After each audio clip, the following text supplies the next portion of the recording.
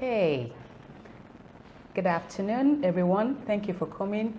Today is a very interesting program we're having today because we're having a live audience joining us for our Think Business today. I think at the end of the presentation, at the end of the talk, I'll turn and we'll show our audience will be able to tell us hello here. Okay, my name is Lawunmi Olatunji and I'm the curator of Think Business. I'm also the founder of the Business Outliers, where we offer business development services, and one of the things we do is to help SMEs find new sources of profitable growth. Apart from the Think Business show, which we try to interview business owners and professionals to share their experience and their skills in helping in growing businesses. We also do business development, and then where we are today is the Outlier Hub. The Outlier Hub is located in Ikeja. We have training venues available for rent. We have office spaces and meeting rooms also available for rent.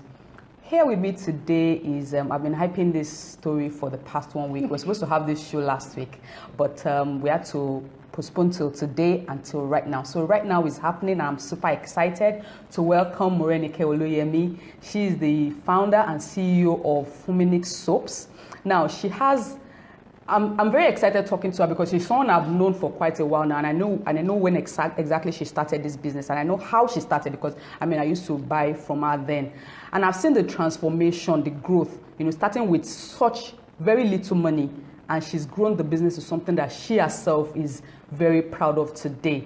So today I'm introducing Morenike Oluyemi here. Thank you so much for coming. Now, for those joining, if you can hear us, I'll really be happy if you can give us hearts and likes, just to be sure that you can hear us. Just give me a thumbs up, a heart, a like. Thanks for joining. I'll really appreciate, just to be sure that you can hear us clearly. We're connected to the microphone here. So, Morenike, thank you for coming. Yeah, thank you, Lawunmi, for having me here.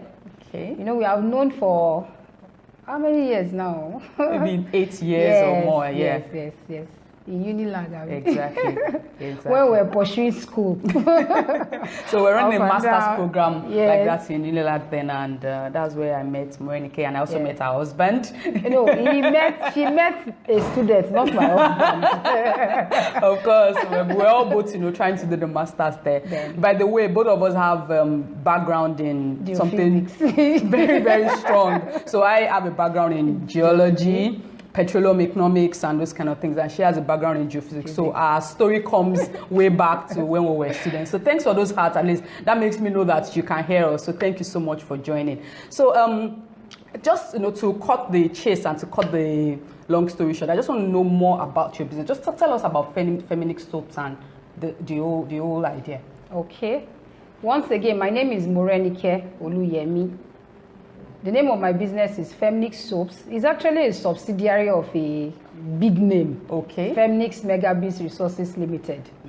So Femnix Soaps is, is a baby of Femnix Megabits Resources Limited. And I am the founder, pioneer, CEO. So many names that we give to it. Okay. But in all, I run the business. Okay. So we are into household cleaning products, Femnix soaps. We have 4 range now for industrial and household cleaning. Yeah, we have toilet wash, dishwash, laundry, and car wash. Wow. Yeah. Wow. But our pioneer product then was laundry wash. That was what we started with some years back. Okay. So I don't want to jump the gun because I used to. I can talk from now till tomorrow. So I would like her to drive the conversation. Okay. So I didn't even know you had different ranges of products. I know, of course, the pioneer is the Femnix. So for you to have toilet wash, that's fantastic. That's what we spray into the toilet to make it sparkling white. That's very nice. Okay. Now we know you do soaps, but we not like to hear your startup story. Like, why did you start soap, and how have you grown it from liquid soap to so many other products? All right. It all started in 2010 when I was serving our Nigeria, the copper thing. So we're in church, and then a brother just came up. Okay, I'll be training you guys on. He had so many things to train. Okay. Yogurts, all sorts of things to train. But I just decided I want to learn soap. And if you remember, if you were a core member at 2009. You remember our Alawi then was 9775. I will never forget. Nice, and bank will remove their own to remain 95. Out of that 95, one brother in the church now said he's going to take 5,000. Wow. To train me how to produce just one soap, just one. Oh. Then people call it, he called it multi-purpose. But I am not a believer of multi-purpose. So okay. I just told him, okay, don't worry, I will learn. And maybe what pushed me to learn was because in my childhood, my parents were business people. My father, my mom. My mom is actually a teacher. Okay. But we all grew up in the business environment. We all grew up knowing my father and my mother as an entrepreneur. Okay. Anything that brings in money and is legitimate, my father and my mother, wow. They will do it. So I guess that was where the drive and the push. In university days, I sold. Even in the NYC, before I learned soap, I sold weave-ons, attachments. Jewelry. Yes. When others, I would go to the same market where they were supposed to go and buy that attachment. I would go and buy my own and sell it to all the core members around me. So I'm so used to turning 1,000 naira into 1 million if there's an opportunity to do that. Yeah. So it all started from that training, and I go back to Lagos excited. No, I go back to Ekiti, not Lagos first. Excited, and I told my sister, I know how to make soap now. And then, you know, the excited as a producer now. Then I made the first one. It was like, let me not call the name. It was like pap, and they mixed with green color. Seriously? So, yes, it was like that. So how did you improve? How did you get better? The first, all I did was, when I got to Lagos, when I got back to Lagos, because I left for service from Lagos. So I just went to visit my parents and all that. So when I got back to Lagos, I sat myself down and I asked myself, do you really want to do it? Then I told myself, yes, but if I have to do it, it has to be different. Okay. It doesn't have to be like the ones you fill in the bottles, Ragolis bottles, all over the place and all that. Exactly. So I had to go into learning. Say because of my science background, okay. Yes, you can say that again. But if I had a science background, I did not research. It's as useless as someone who has a certificate and is not doing anything. Using it. So I used my internet. Yeah, I play a lot on internet and all that. But I also don't waste it. Okay. My data has to be for value. It's not for fun. It's not for playing. So if it is not researching, it's about posting my business, it's about educating somebody somewhere and all that. So this period, even internet was not very common and fast like this. At those days, yes. I had only one, this phone, Express Music. Okay. That was the phone I was using. Okay, then. Nokia Music. Then I could read from it. So whether small or big, it has internet and I could read. Yeah. So I read a lot of stuff, Chemist Corner, different. Wow. Even till now, I am still reading. Wow. Because with feedback, you have to work on your feedback so that you can grow and be better. So you have said two key things. So you went for training, yes, but you didn't stop at the training. No. You had to improve it. So at the end of the day, when they know, I want to quote the Bible here, they said that you become better even than your teachers. So you had to do what? Research and learn. Yeah. And that's one key thing in entrepreneurship is continuous improvement. Yeah. If you stay at where you are, your competitors or people that were not even born when you started, they'll leave from. So you have to, and I've seen the improvement. You know, when you started, even the branding, you know, the new products. Please don't let me talk about the so many new things have changed. You know, so it's very fantastic. I mean, that's really good. I really like that. Now, thank you. Yeah, but now, you know, everybody has an idea. Some people have even started, but they really want to grow their business. And if you have a business and you don't have customers, you are probably just playing. You understand? So can you tell us a little about how you're able to grow the business from selling to just your friends? Because I mean, basically when you want to start, you sell to the people you know. You sold to me, you sell to your siblings, your sister, your mom. But then it gets to a point where you need to go beyond that. You want to sell to more people. So who are your customers? Like, how do you find those target customers that actually helped you grow your business from? Now, when you started, like how many customers bottles or per annum were you selling, and how many do you do now, and how did you really go from that, you know? When I started in 2011, not 10, 2011, when I actually started mixing it myself and all the stuff, I started with just my aunt. She was the only customer I had then. Then, you know, as a business person, you need to be excited. Even if you are producing the wrong thing, be excited about it. Yes. Even if that thing is not correct, you are not getting it right. your excitement will make someone to buy it. Wow. Is another thing. Lawunmi, have you seen my soap? It's different from Lawunmi. You so see? that your excitement will rub off on other people. Off on other people. So I started with my aunt, and then she bought. Okay. Then she didn't even buy. I was giving them for free. Then she now said, I have to start paying you. This one, you are using money to buy chemicals, so I have to start paying. So she started paying me. At that time, I didn't even know the pricing. I was just selling, okay, auntie, just bring small money. Let me go and use it to buy my chemical again. Then after then, they had a dry cleaner. Okay. And then she said, Ike, if you are not buying from my sister, we are not washing with you again. So Ike was compelled to buy. From you. So he started buying 4 kegs, 10 kegs sometimes. Then Ike came one day and told me, I have one new laundry outfit I want to open. The man told me to open it. Can you supply? First, I had challenges. I didn't have a car. In fact, I didn't know how to drive. So there's not possible for me to have a car. There was no enough resources for me. And that's where most people sit and say, I don't have all the resources. But the resources are actually around there, looking at you. Of course. So what did I do? There was one brother, Shola, at the bus stop who had a keke napep. I told Ike, don't worry, I will supply them. I went to Brother Shola. We arranged. I got my kegs. Uncle Shola will help me carry it from Akoka to Bagada. I didn't have a car, but I had to look for. Of course. So Mr. Shola was the one who, anytime they ordered, he would just come to my house. And pack it. And you know, the funny part is I was also working at that time. So I would mix it, finish my soap making activity, call him, bros, come and carry the soap. He will pack everything, Bagada, he will bring it back to the house. Then I told myself, I can't continue with just these 2 people. So I went out, I started telling people about my product. Anybody I meet, sorry, that is what I will just tell you. I make soap, come and buy my soap. So when I tell you, even church, I didn't even take it to church. I just went to those people that I knew it was about my product. I went to the car wash, I went to the laundry outfits, I went to hotels. But when I started getting some, the harassment will come. And then someone was giving me, if you don't come to me, then you will not get and business. I told him, thank you, sir. Thank you. I really appreciate your efforts. But sir, this condition is not possible. So I just left him. Though I didn't go back there because I know the harassment will continue and I don't want to give him. So I didn't go back there. I went to another place. So we should be used to someone saying no and someone offering you what you don't like. Of course. And then you move on. Don't stay on that. So the person said, no, I don't want to. And then you are angry or you are this or that.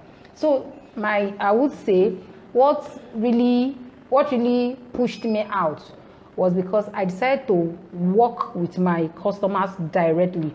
I had relationship with them. Most of my customers, I know them by name. I know everything because of the training I got where I was working. So it was easy for me when we now officially, all the preambles, 2013, I was not in serious business. The serious business started in 2015. When we registered the company, when we did, 2016, we did the NAFTA registration. And then we started producing in volume. Then we even got a machine, then we started producing in volume. Not the usual, I mix my chest, my bone, everything is aching. So you've told me, you've told us several things now. I started the question by saying, how did you go from selling to your friends, to your family, to becoming an industrial name? And what you've done significantly is that you identified people that will buy volumes. Beyond identifying clusters. Identify people that buy. So you mentioned car wash, laundry outfits, so because if you are able to sell a lot, then that will help you, propel you faster. And then you went beyond that to taking the business serious because when you started, it was just maybe like, okay, I'm mixing soap, but you went to get machines to do your business. Then you also got ahead to do the NAFTA accreditation, which is very significant because you need to take your business from a backyard business or a kitchen business to something that is very serious. And soap is what we use every day. I don't know if there's anybody that doesn't use soap in a day. No. There's no way you won't use soap in a day. So it's really a very good thing. And do you supply to outlets, like supermarket outlets, and put on the shelf. Yes. Okay. We supply some, like Spa. Okay. We're able to penetrate into Spa last year. Okay. And they have been coming back. Wow. Yes. They've ordered for us now like 5 times. And the number of cartons have increased. It was just 20 before to start. Then later, but now we are at 85 cartons with them. Wow. So your story is somebody's dream. Somebody's still dreaming about that, and that's your story. No, seriously. And that's because you were able to make sure you did it right. You had to get regular. You will never be in Spa if you didn't get NAFDAC. Yes, you won't. You understand? And you'll not be able to also be in Spa if you were so manually mixing. You needed to get machines. Where will I even? How will I be able to supply them if I'm easy hand? Exactly. So it's so I think that's the key thing you needed to do, to find those clusters. Going from beyond, okay, I'm putting, in fact, initially you said you didn't want to put in Ragoli's bottle, I didn't like, or whatever bottle, all those kind of things. I didn't ever dream, no.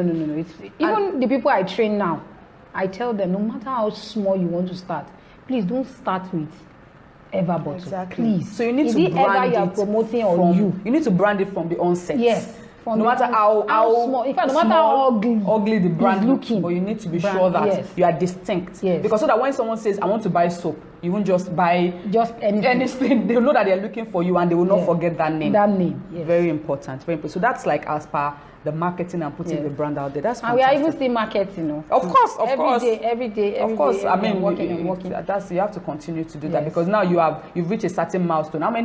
What's the volume you do in a year? We started with, in fact, maybe 200 liters. No, I started with 25 liters. 25 okay, liters that's black egg. Yes, 25 liters.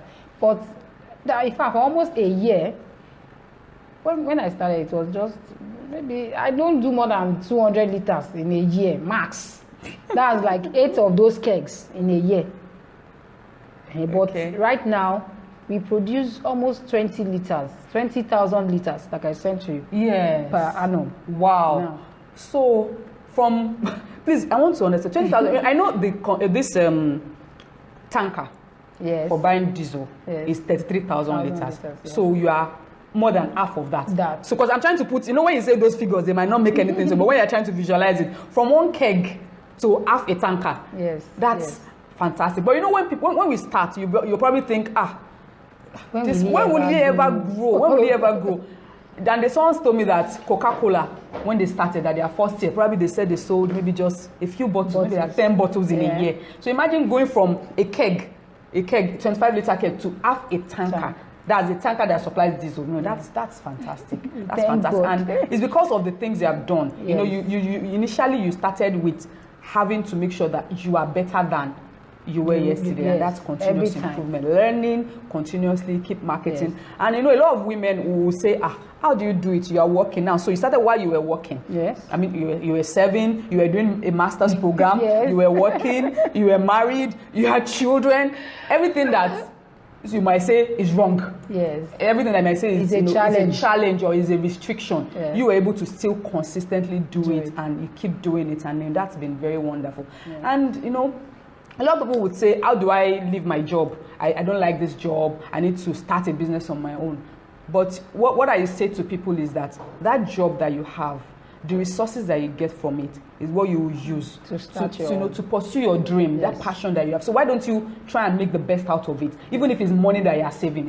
If it's not, you said something that you have a personal relationship with your customers because of what the lessons you learned from it. So whatever you're doing, you learn some things, whether it's how to deal with big companies, how to relate to people, and it's very fantastic. So I'm really excited. I'm trying to read the comments I have. And someone says, please let's have more of this with nice before. Okay, so you were talking about more notice. Actually, we had notice because we were supposed to do this last week, but thank you for the comments. So if you have any questions, we'll take the questions as we go on. Thank you so much. Now, we've talked about the good things, the marketing, the growth story, how we went from a keg to half a tanker. That's fantastic. But there must be issues. It couldn't have been a beautiful story this past few years. So tell me about what has not been right. Okay, yeah, you mentioned one about when you wanted to go to a company to supply and, you know, they're trying to make advance. And being a woman, you know, people will want to take advantage of whatever they see. And so tell me more about those kind of things so that people will know the challenges. Because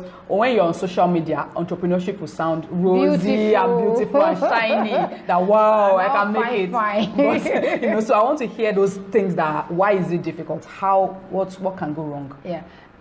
My first few years, I was working without a mentor.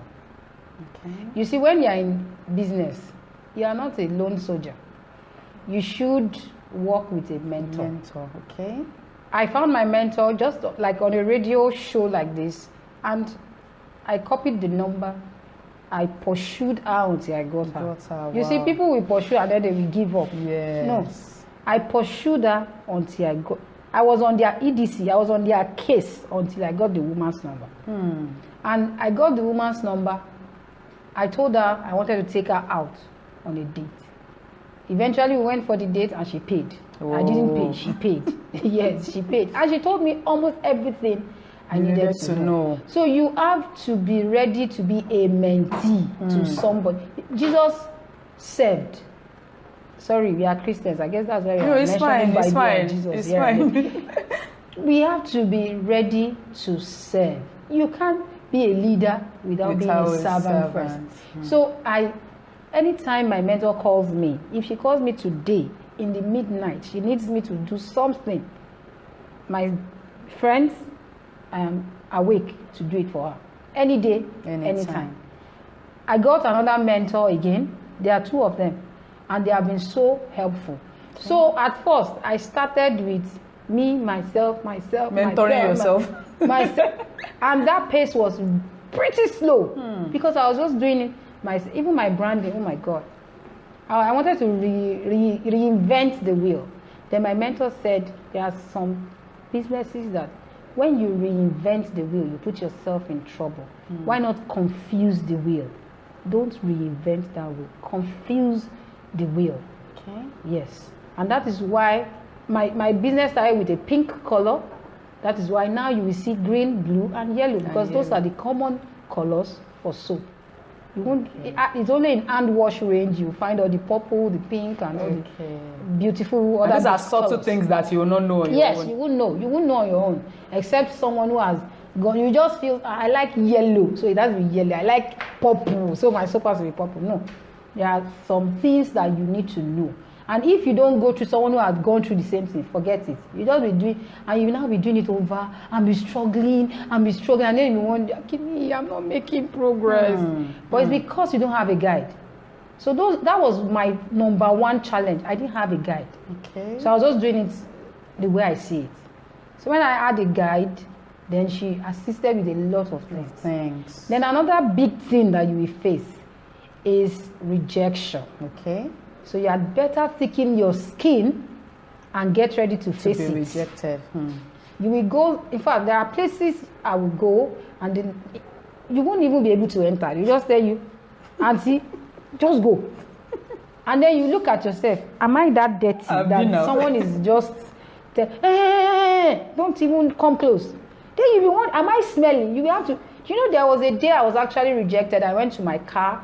And I cried very well. I cried to my satisfaction. When I finished crying, I wiped my eyes. I went to another place. Yes, now the tears has ended with those people. I have to move to another. If I really want customers, but if you don't want customers, once someone has rejected you, stay there and be enjoying your rejection. But if you want customer, wipe your tears and move to where someone somewhere will accept you. You will not always be rejected.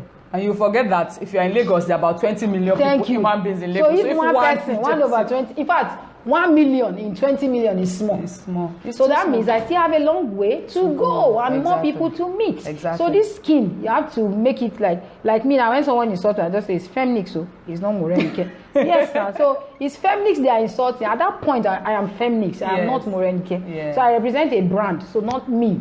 At that point, so it won't get to you personally. Get to my heart, or then I'll start brooding and then cry. No.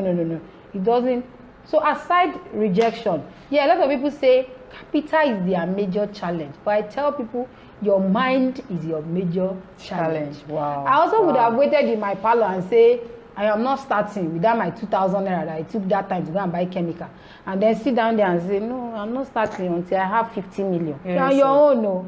50 million will not grow from the moon. So you have to, capital is an issue. If I had capital, I would probably have been bigger than this, or I would probably have failed. Yes. Because you probably be overtrading and you might have more than you can handle. Yes. And now you won't be careful because you have, I want to enter all the stores, I want to do this, I want to do that. You also have to be careful because most of the stores will take you on SOR, that's sales on return. So if they take you on SOR and no money is coming, there must be cash flow. If there is no money coming in and everything is just going out because I have money, I'm supplying, and at the end of the day, nothing is coming in. You are in trouble. That business will crash because there's no balance. There's no cash flow. There's no coming in and going out. And cash is king. So I would agree that capital is also a challenge, but there are other ways to fight it. You can do other people's money. You can use your mind to sell and then start with whatever and small start thing. Where you are with what you have. I tell people a lot. That's just very important. You start from where you are and what you have. Exactly. I didn't start with big money. I started with just 2,000 naira. 2,000 naira. Can you imagine that? And then I had the dream. I had the passion to grow it. A lot of women, we make these mistakes a lot. We say, I was once there. My husband is not supportive. He doesn't like my business. He doesn't like me. It's a lie. The man I've not seen. Sorry, I'm talking to the responsible men. The responsible man, I've not seen something come out of that business. He has not seen value.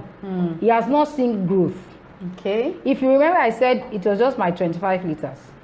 In 2015, I got married in 2013. Okay. In 2015, in fact, till now, my husband is my number one investor. He got the machine for us when he discovered, your chest will be paining you, this woman. But if he did not see growth, he will not buy that machine. Yes. Then I will now start complaining, my husband is not supportive. But you have to prove yourself. The Bible says, study to show yourself approved. So if I had not worked to show myself approved, my husband would not have invested even 1 naira, not talk of a whole machine that cost him about 90k. So you will see that it was growth. If he asked me, how many customers do you have now? I will report. I thought he was not watching me. But do you know he was actually watching? One thing we should know as entrepreneurs, people are watching. They are watching. You may even think, they are not buying, they are not looking at my product, this one, that one. It's a lie. They are in one corner watching you. They are watching you seriously. Very interesting. And then expecting one day that you have hiccup. But because you don't want to have hiccup, you have to keep on your toes, working every night. You see, CEO is a big crown. Hey, people will look at you and say, CEO, oh my God, you are the chief servant. Fantastic. So hope I've been able to say some of the few at least your personal experiences. Yes. I talk from my experience most of the time. I don't do all the textbook extraction. It is what I go through or what I have gone through that I will share as my story, not some Cambridge big books. But can you talk about regulatory challenges? For instance, when you wanted to register NAFDAC, how was that? And then do you have issues with LIRS, FIRS, and all those kind of things? How easy was it? Because there's this PEBEC that we're doing, so it's Presidential Executive Council for ease of doing business, trying to make things, making business work in Nigeria. Yeah. So of course you did your NAFDAC some years back, but I mean, how was it then? And we'd like to know if things are better now. So, well, I don't know for now, but then in 2016, it wasn't all rosy. It wasn't easy. In fact, some people's own used to take like 1 year, but ours took like 6 months because we were constantly visiting them. You see, me, I am not this type of person that you will say, come back tomorrow, and I will not remember to go back tomorrow. Once you tell me come tomorrow, you better be careful of the date you are giving me because I will show. Follow up.